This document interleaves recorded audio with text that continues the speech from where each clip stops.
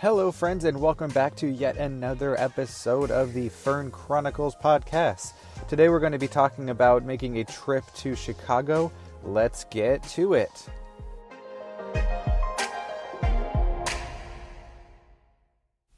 Hi everybody, welcome back. Thanks so much for your support. I just wanted to make a quick mention, let you know that I am regularly uploading to YouTube as well as Google Play Podcasts and Apple Podcasts on iTunes. So whichever of those media works best for you, feel free to use it, and it all works out the same.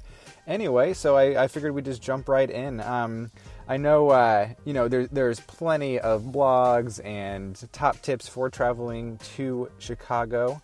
I wanted to touch on some things that you probably won't see really anywhere else, and I'm going to skip some of the more obvious things that you probably already know if you are planning a vacation or a trip or even planning to move there. So I'm going to jump over the things, like the Willis Tower, the previously known Sears Tower, or, the Trump Tower, things like that you probably already know about that are world famous. So the first thing that I wanted to discuss with you is actually on the north side of the city in a little town called Rogers Park. It's not in the downtown area. There's a very, very cool little theater called the New 400 Theater. It's a little family-owned. I think it's got 4 screens. It's not a huge theater, but it's got a great homey feel, and it's an awesome place to go if you just want a very relaxed experience at the theater. Some place where you don't have to go in and dress up. You can go in a hoodie and it's totally fine. There's very down-to-earth staff. They make cocktails and have food that you can bring into the theater. It's great. It's super high quality. Everybody's very nice, and it's got a really nice indie feel, which you just don't really get in any of the other big theaters. Like I mentioned, it's not it's not going to be a chain theater, so it is an independently owned place, and it has a very unique vibe. So I highly, highly recommend checking that out. Again, that's New 400 Theater. It's a small theater in Rogers Park on the north side, basically on the waterfront next to Loyola University. Highly, highly recommend that. It's just so much fun. The next thing that I wanted to talk about, which you probably do know about, is it's just called the Lakefront Trail. It goes all the way from about Rogers Park down through the heart of Chicago and out towards Indiana. It's literally a biking and running, walking trail. Nobody with a motor is on it. It's super safe. It's very well populated. You can ride this thing, all times of the day and night and not have to worry.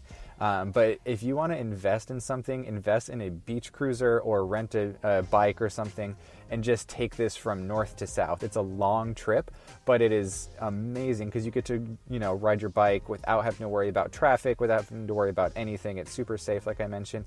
You can see, you can just look out. You're literally on the lake there, on Lake Michigan, and it looks like the ocean. You cannot see anything but water over the horizon. So it's a really cool feel. You get that beachy vibe for sure. You're riding right on the sand there.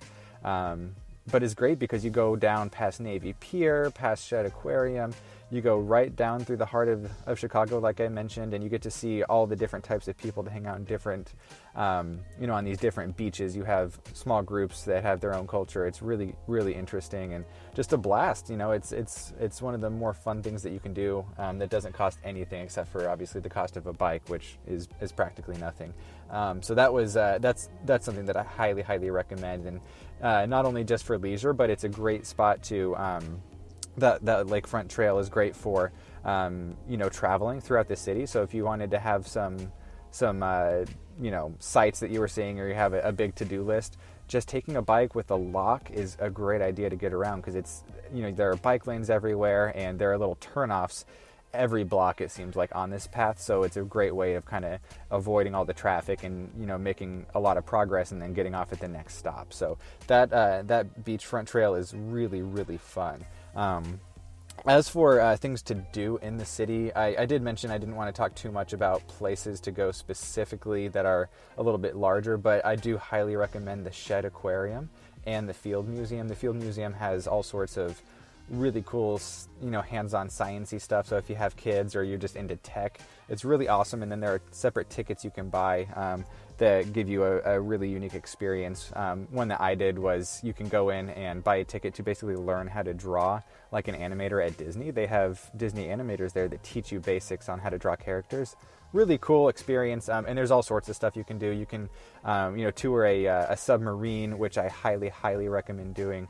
Very cool. They have a German captured submarine that you can literally go through and experience. I won't give you too much information because I do want you to have that first experience on your own with your own eyes rather than seeing it online or hearing about it. But it is very cool. And as for the Shed Aquarium, it's a very big aquarium that you can get to, again, from that bike lane. And it's literally on the water, and it's great because it's free, so you can literally go in and see all the exhibitions. Essentially, there are tickets that you can buy for shows and things, but in my opinion, if you want to just go and look at the displays of all the animals and everything, even the sea lions and dolphins, you literally can just go in and it's free. The only thing you have to pay for are the shows, which in my opinion they're not really worth it. I did a show when I was living there for a couple of years where you go in and it's basically a theater and it's kind of interactive. Like it'll spray water on you when videos of animals swim by and stuff. It's interesting, but it kind of gets old, and I don't think it's really worth it. So yeah, just going in and seeing, not paying for anything, but just seeing the displays is definitely worth it. So that's a great thing that you just can do for free while you're there and save some money, but also have a really good experience. And again, this is some advice that I have after living in the city for a couple of years. So it's not the touristy stuff. These are things that you can do regularly and have a very good time. Something else that Chicago has going for it is it's got a lot of rooftop bars where you can go and have a cocktail or a drink or a snack, have dinner, take a date, or just go by yourself or with some friends, whatever. It's a very common thing just because the weather is so nice during the summer. It gets really sunny, really hot and beautiful. And it's just a great experience. You can look out over the water or over the city landscape, with a drink in your hand, sunglasses on, enjoying that sunlight.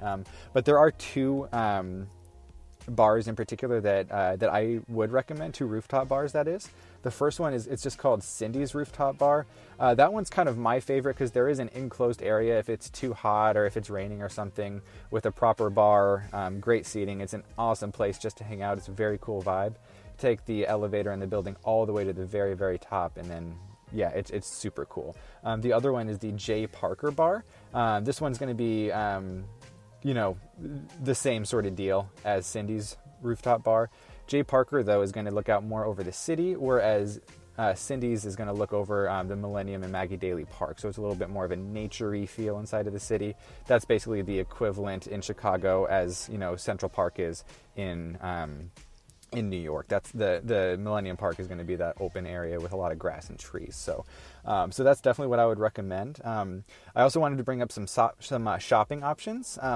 I know everybody's very familiar with the Magnificent Mile. That's the downtown strip, where you have, like the John Hancock Center and everything. You have the Disney Store and, Burberry and all of those really big famous chains. If you want to, get some really commercial, like high life type shopping in, that's a great place. But if you do want to experience more of the actual resident, less touristy area and do some shopping, so there's an area called Lincoln Park. It's kind of this neighborhood on the north side of the city. It's not as far north as Rogers Park, but it is still kind of that downtown vibe. You have all the skyscrapers, all the high-rise apartment buildings and all that. But it is more like, this is where you find residents. It is a nicer area.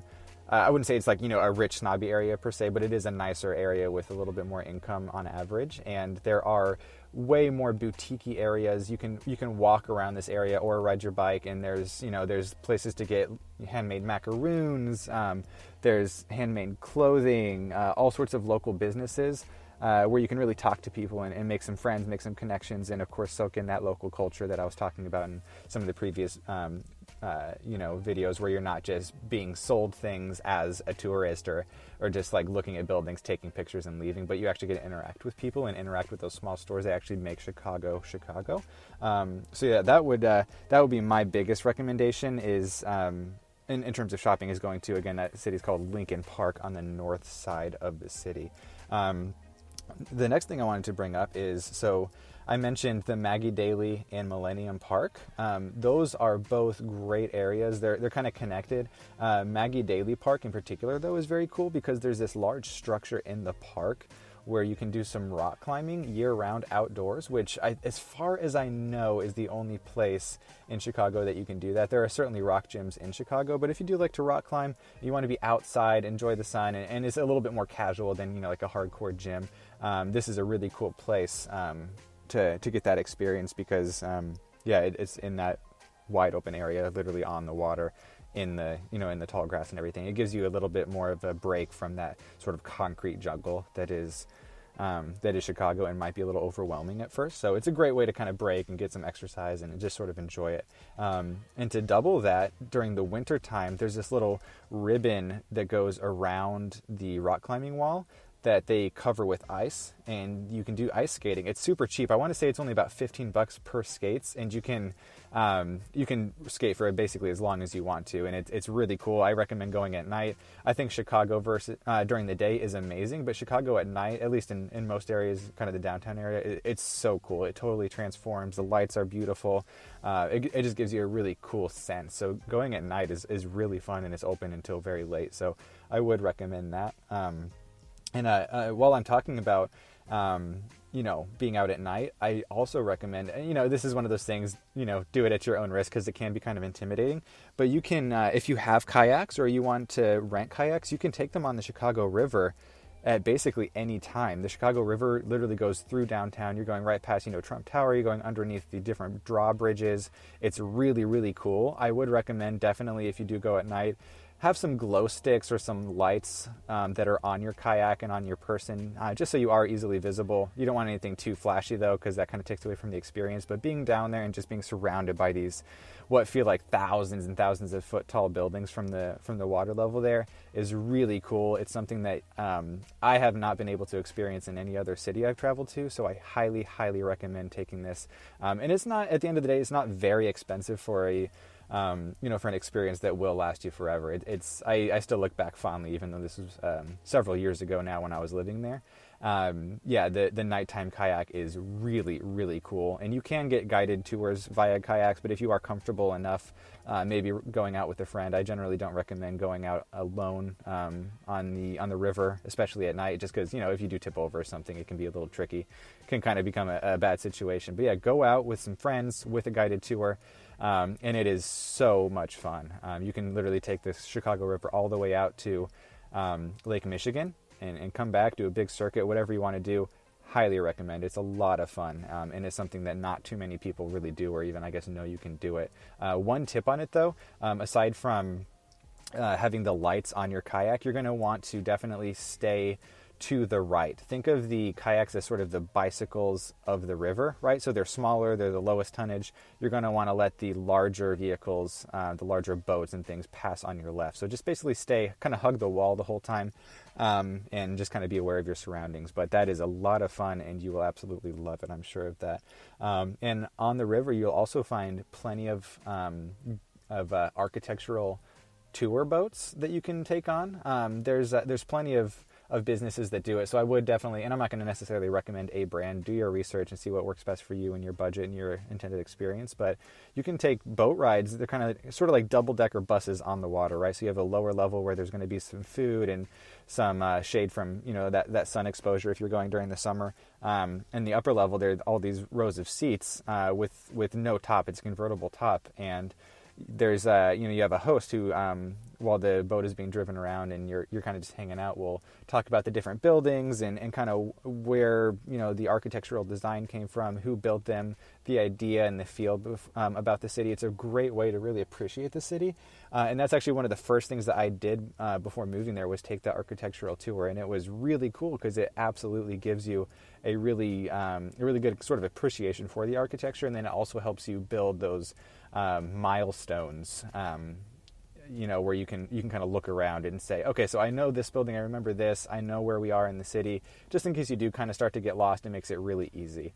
And that's kind of it for my things to do section of the podcast here. The last thing that I wanted to mention, though, is you can absolutely get by in Chicago without a phone for GPS. I know it sounds crazy. A lot of people in the Midwest or in areas where there's a little bit more, even like, mountainous areas, the Rockies or whatever, or the West or East Coast, it can be really hard to get around because the roads are so windy, going around natural features, rivers, hills, mountains, and things.